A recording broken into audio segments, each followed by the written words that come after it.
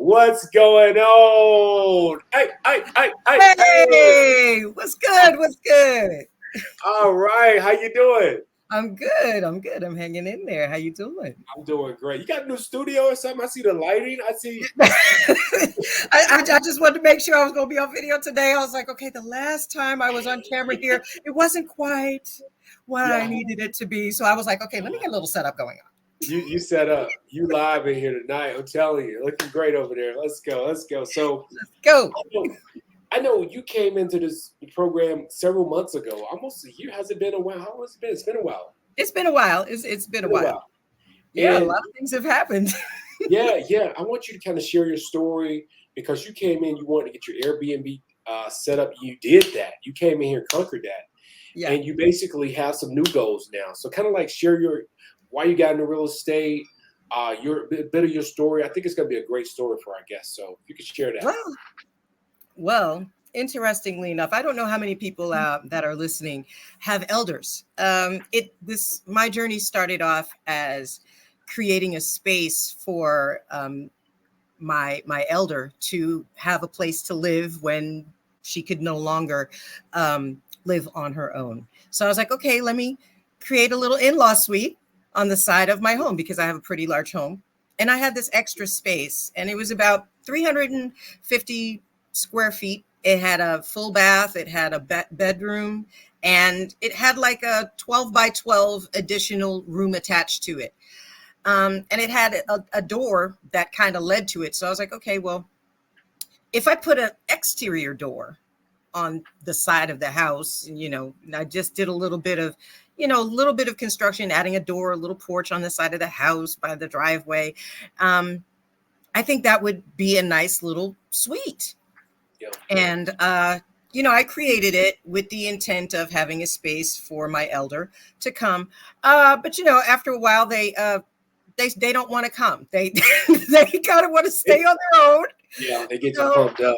Yeah. they were like, you want your independence for as long as you can until you can't do it no more. Then it's like, okay, so you got to respect it. So now I created a space. The space was unoccupied. It was, set up to be its own independent suite attached to my home. So then and getting that set up, Antonio actually helped me get that done. Awesome. Antonio put me with some really, really great contractors, gave me some great suggestions. They came through. The prices were great. The workmanship was awesome. They did it very quickly. They delivered, when they were supposed to deliver. And I couldn't be happier with the suggestions that he did give. And thank you for that once again. My pleasure. My pleasure. Thank you. So then I decided that I was going to turn it into a short-term rental because it was just there, and all utilities. I built a little kitchenette, had a refrigerator, a little microwave, a little sink, and everything like that. Some kitchen cabinets, the whole nine. And I was like, well, let's see how this goes. I got on Furnished Finder. And Furnished Finder and TravelNurse.com are basically under the same company. So if you make a Furnished Finder page, you'll basically be on TravelNurse.com. And my intent was to get travel nurses to come and do short-term rentals. What ended up happening once I told friends and family, they were like, "Oh, I have a friend who's coming in town. Oh, I have a family member who's coming in town." And so, people started coming, and I, started charging my little rate and everything, and it was really cute. But then, as luck would have it, a girlfriend of mine who was also a realtor, she was like, "Hey, I have this client. She, she's having an emergency, and her landlord is sold a house, and she had to move quickly, and it was like 20 degrees outside." And I was just like, "This is not really how I do things." But she was like, "Don't worry about it. I'll do all the paperwork, and I'll make sure that she pays and this, that." I said, "Okay, well, I'll take a chance." And so I took a chance on this tenant. She moved in that night because outside. And, she moved in that night with her stuff and, she paid for the first week and then she, paid for the second week. And then the third week, it was like a bit of a struggle. She had set up a small business inside the space. She was doing nails inside the house. And I was like, oh, oh, okay. Yeah. Okay. Yeah. Well, come to find out, like by the end of the month, because she was paying weekly. By the end of the month, she had been, she'd kind of skipped a week or so, and I was like, okay, this is not working. So I called my realtor friend and I said, you need to come handle this. She then comes and she tries to have the client remove herself. And everything goes wrong. Yeah. The client called the police. Oh, goodness. The popo. The police were at my personal home. In a nice neighborhood. Right. In a nice neighborhood. And I'm the only, I'm the raisin in the milk in my neighborhood. So, it was a bit harrowing. And, what I found was when you have a short-term rental and a situation like this arises, there's really not that much immediate legal action that could be taken. Yeah. What I found was that the police had no clue what to do because they were Civil matter. Right. If this is a civil matter, this isn't criminal. So you're going to have to go down to the magistrate court and get an eviction. And I was like, wait, but she's not a real tenant. Yeah. And they were like, well, they go back to talk to each other and they're calling people and they're trying to figure out how and what to do. And they're like, it's a gray zone. Like they don't really have any solid way of dealing with short-term rentals on the books in a lot of these municipalities. So when you run into a snag like this, they basically tend to fall back on long-term rental laws that they have on the books, which means you go down, you pay your $250 to get on the docket, you wait 30 days to get your court date and all the rest of this while this person is living for free in your space. I was floored by this information. And once they told me this, and, I did not realize that this was something that a lot of con artists are doing to short-term rental people, owners. Yeah. Interestingly enough, I think the thing that helped me remove her from my space within 24 hours outside of my bad attitude and my, Yosemite Samness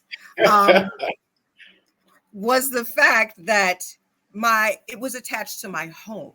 So I had the door that could access on my side. I could access it at any point in time. And I made sure that everybody involved was clear that at any point in time, this door could open. Wow. But that's a plus and minus because this person was in my house, basically inside my home. And there was just a door separating me from this person with ill intent. And my children live with me. I'm a mother and a wife, and my family lived on the other side of that door. That was a rude awakening for me on the choice that I made to allow myself to rent the space to strangers, because you really never know. You never know. With all the little things that I kind of said too loudly so that it came through the door, she sent me a text and was like, I'll be leaving tomorrow. If I had my soundboard, I'll be playing the like running sound, like I'm out of here. They too wild over here. Yeah, it was very much it was a Scooby-Doo moment where you saw the little prince. And I get it because as a landlord, nothing infuriates you more than someone taking advantage of you, of your kindness, and in your space at the same time. Yeah. And that's when I like to like check in with everybody when you guys are doing this because over the years we've learned there's people that this is all they do. They go to the next person. You could be there renovating your property, and the person come up, hey, I got the money ready, but they're just getting put out by the last landlord, and they're just looking for the next person to get over on.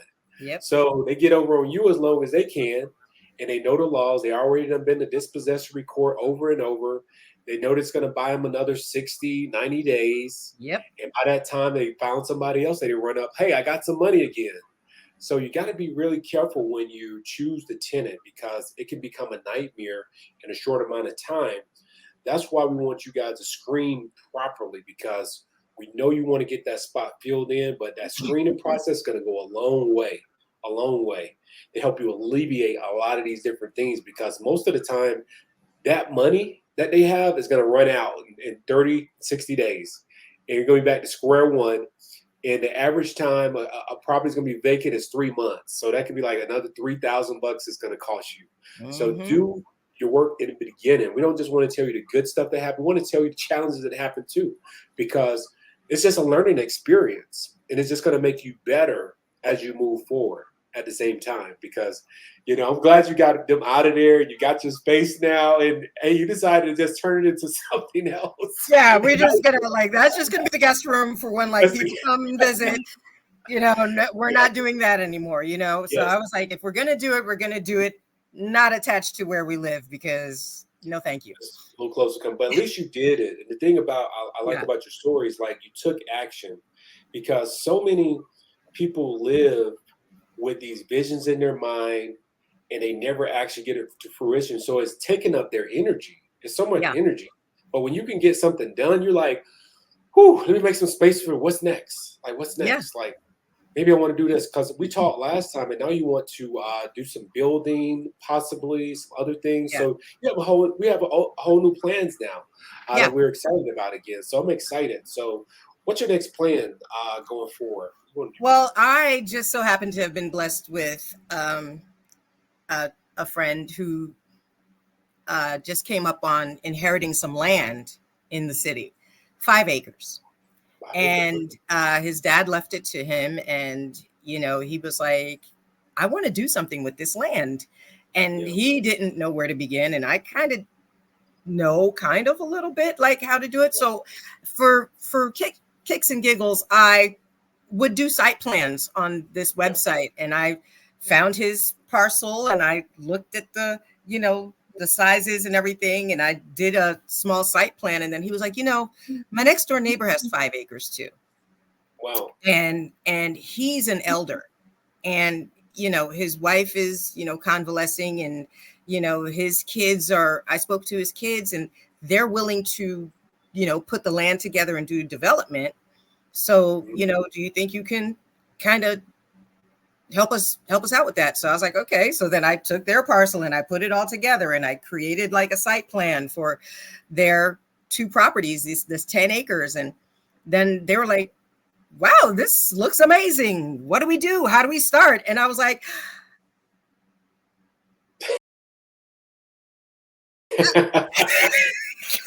you should have said book a call with Antonio Smith. He knows what you need to do next. That's I was just like, this is what we can do here. And here's the concepts, and here's the townhomes, and here's the single families, and then the roads have to be this big, and the sidewalks, the whole thing. I just put it all together. I was like, it's going to be amazing. You guys, and because they were telling me this story, and I found it disheartening because they were like, yeah, we've had developers come to us and they just want to buy us out. Yeah. They just want to just buy us out and give us like the least that they could give us and then like turn it into something. And it felt bad for me because I was like, this piece of land for both of these people is what they have to leave to their family. This is their generational wealth. And I want to put myself in a position to help them get the most out of what their family has held on to for almost their whole lives Wow. and passed on to them. So I was like, there's a way for you guys to get more bang out of the butt for this. How about we partner together and let's figure out how to do it? And they're like 100% like, all right, we're following you. And I'm like, Wow. give me a second. We're gonna go at this, but go at your own risk. It's gonna cost some tape. I'll be right back. Let me go do a little research. Let me get some more information. But you know, they liked everything that I put together. I put Pinterest pages together, like, okay, we could do this and this. And then I took them to different parts of the city, saying, you know, I took them to Glenwood Park. I don't know if you're familiar. Glenwood Park has a really beautiful development. It was about 28 acres to 30 acres. Houses put close together, different types of homes, condos, townhomes, brownstones, single family, apartments. And it's all within like 20 acres. And I was like, you know, we could do like a micro version of something like this, and this could do very, very well. And they're like, yeah, let's do it. So at this stage of the game, I'm still in my research stage on like, okay, what do I have to have in place to be able to make sure that I'm doing the right thing? Because this is probably going to be the largest project that I've ever taken on. And I have the time and energy to do it. I have the vision and the motivation to do it. I just need more guidance and information. Well, one thing I know about you is you don't quit, and you're going to figure out how to get this done no matter what. So I want to hear more about this project coming up. And like I said, you're already a member, so you can always hop in 12 o'clock every Wednesday. Tomorrow we got a live at 12 to get more insight. And this is the perfect call for you as well, because we're talking about building, and Michael Robeson is multi-billionaire in the real estate game, and we're going to talk about that. So I'm excited. I'm excited to hear more from you and where you're going in the future, and excited to work with you some more on some more projects as well. So I want to thank you for popping in here and sharing your story. It's very, very motivating, because it really helps a lot of the new members see that, hey, we can show you the good and bad and different things, but there's no bad, because you're always learning what's next for me. Like, you know, it's part of the plan. Everything that happens is a part of the plan. It's supposed to happen. You know what I mean? So I'm excited. Never get discouraged. Yeah, never get discouraged, people. Whatever you don't know, you can ask somebody like Antonio, and you can get the guidance to make whatever dreams that you want come true. And it's all possible. So never give up. Never think that you're too lofty. Just go for it. Just put forth the energy and don't give up on yourself, and just get the right guidance. Well, thank you so much for sharing that. And if you could stay there, we could probably bring you back up, you know, a little later. So okay. And if he's okay, one moment.